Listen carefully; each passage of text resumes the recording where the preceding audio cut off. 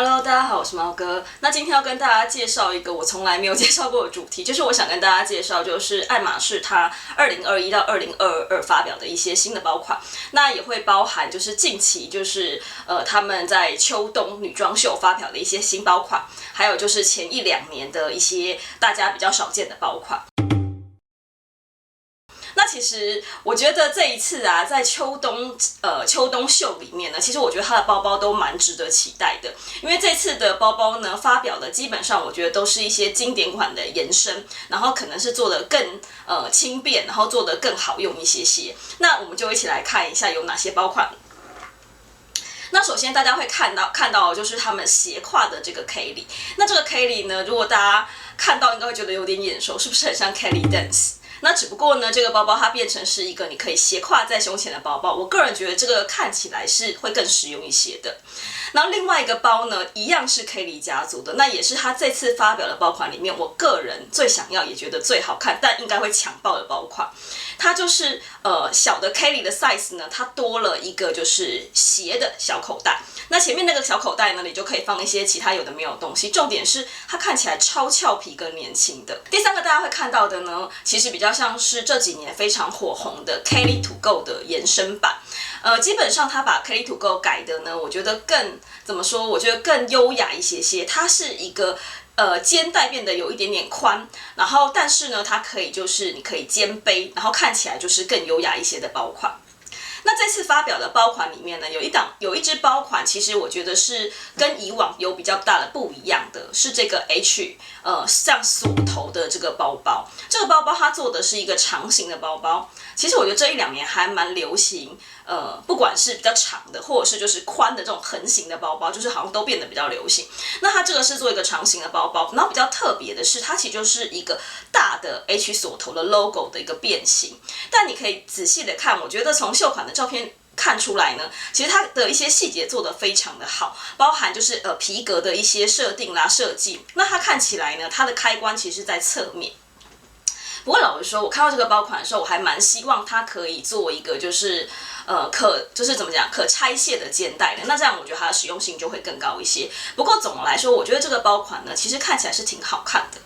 那最后一个包款呢，其实我自己觉得它就比较像是一般工作的包包，那它做了非常多的尺寸，有正常的公事包的大小的尺寸，也有比较稍微小一点的。那当然还有做这种最近几年非常流行的这种长型包款的尺寸。不过这个包呢，它基本上就是变化性没有这么的高，所以我觉得就是一般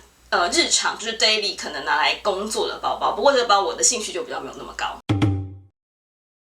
2022春夏呢，他们 release 包款呢，其实我个人觉得就是非常的花样百出，从经典款的变形，然后到实用的包款，还有一些就是非常强调工艺，但是你可能完全不会背出去的包包呢，其实在他们2022年的春夏的秀展呢，其实都可以看得到。那首先介绍经典款的变形，那我个人觉得最受瞩目的2只包包，第一只就是 Kelly Doll 的变形。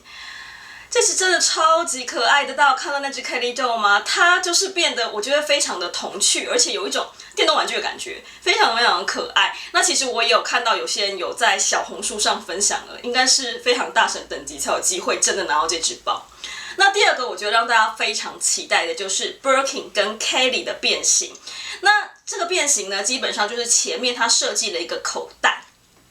那这个是 Burberry 跟 Kelly 的 Colormatic 的这个系列。那前面呢，这个口袋大家有发现它是做拼色的嘛？而且其实它两边的那个带子啊，也是做拼色的，而且它会做撞色或跳色设计，整个包包看起来就超级可爱跟超级年轻的。然后大家看到这边已经觉得，经典款的变形差不多了吧？没有，这几年非常火爆的这个 picoting， 我们平常看到的尺码大概就是我手上的18公分，或者是在大一点点的22公分。但在2022春夏的秀上面呢，它出现的竟然是一个超级迷你的 size， 大概只有14公分的 mini picoting， 而且呢，它不是素色的哦，它身上是带有花纹跟图案的。这几年迷你包真的是抢爆了。但我相信这只呢，应该也是属于一包难求的状况。那讲完了就是经典包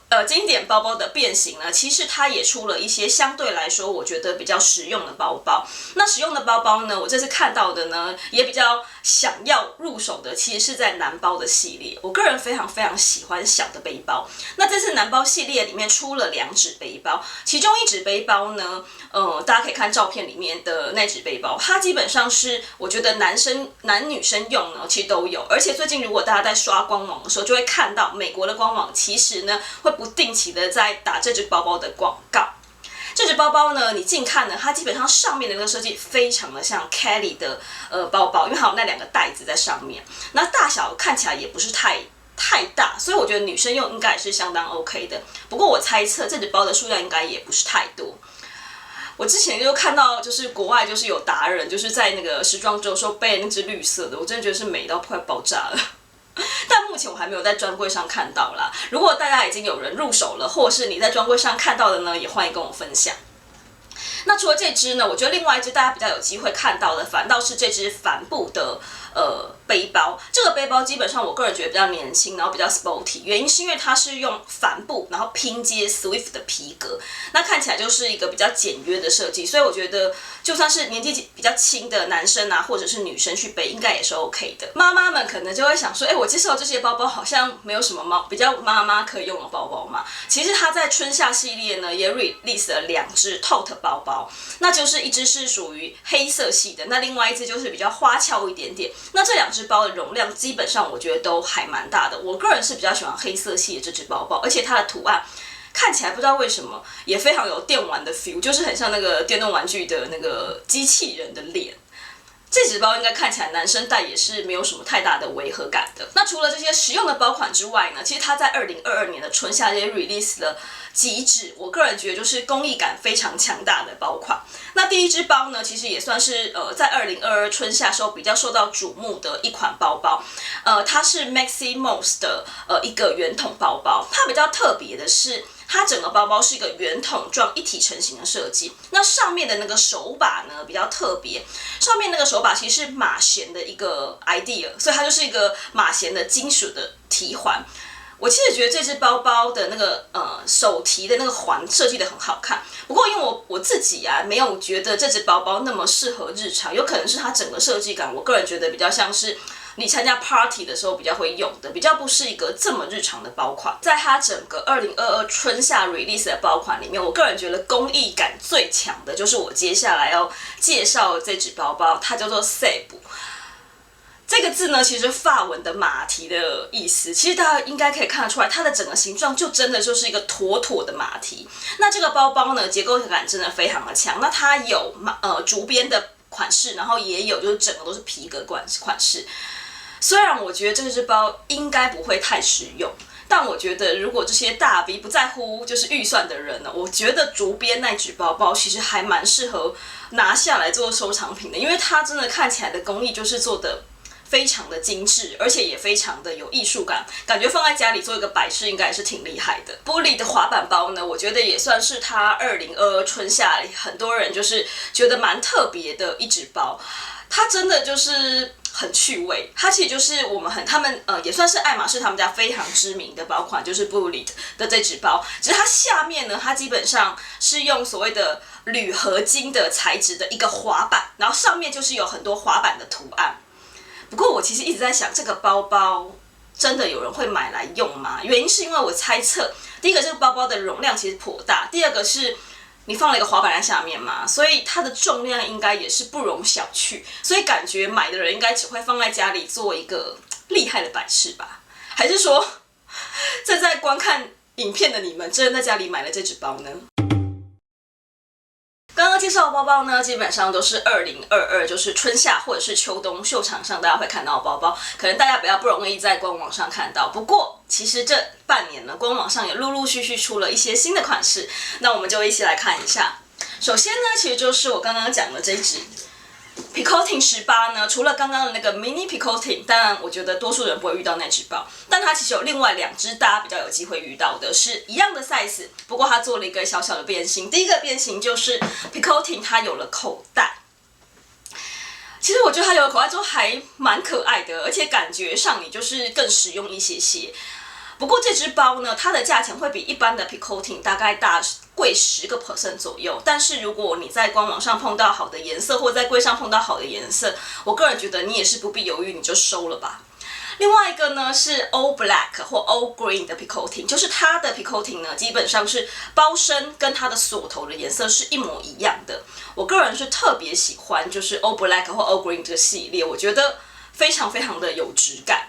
那除了大家喜欢的 Picotin 之外呢，应该很多人可能也有就是收到自己包柜的，就是 Garden Party。我之前有跟大家介绍过嘛，如果说今天你想要做妈妈包的话 ，Garden Party 的帆布包，重量很轻，容量又很大，其实算是还蛮推荐的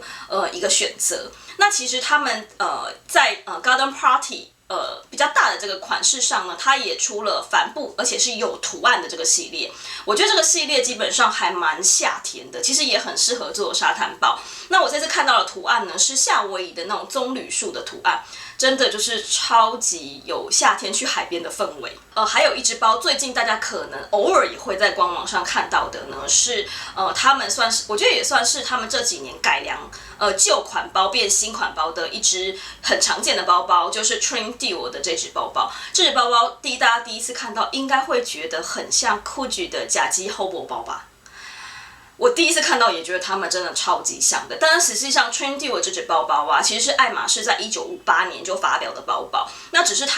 我觉得它一直都算是一个比较小众跟冷门的包款，因为它看起来就是比较笨重一些。那其实他们前2年就做了一个改版，然后把包包变得比较小，而且它可以斜挎背，又出了好多就是亮丽色彩的颜色，就比较适合就是年轻的朋友去选择。想到旅行袋啊，我觉得精品旅行袋的世界里面，大家应该会先想到的是 LV， 但实际上啊，最近爱马仕它在他们官网上也出现了一只，我觉得比较像是轻旅行使用的一只包，也挺好看的，叫做 Amy Bag。这只包我第一次看到的时候，其实也是在他们 Runway Show 上面看到的。当时我觉得这只包，看起来就是属于就是工艺非常好，但感觉非常有重量的一只包。原因是因为它其实有点大，它的大小大概就是33×16公分左右，它妥妥的就是一个你可以拿去做个2天1夜的小旅行，或3天2夜的小旅行的这样的一个手袋。但我自己觉得爱马仕的工艺真的不是盖的，你们可以看一下它的细节，特别是在拉链的设计上面，它基本上有兼顾到实用性。它的这种拉链设计会让你非常的好去掏东西。如果就是不是预算限制，我个人是觉得这只包应该也算是一个非常不错的单品。那当然啦，我觉得我唯一不敢肯定的是，因为全皮的包包又这么大，铁定很重，如果你把东西都装进去，感觉不知道背久了会不会肩膀会受不了。其实我发现这只包包手提的时候看起来有点呆呆的，但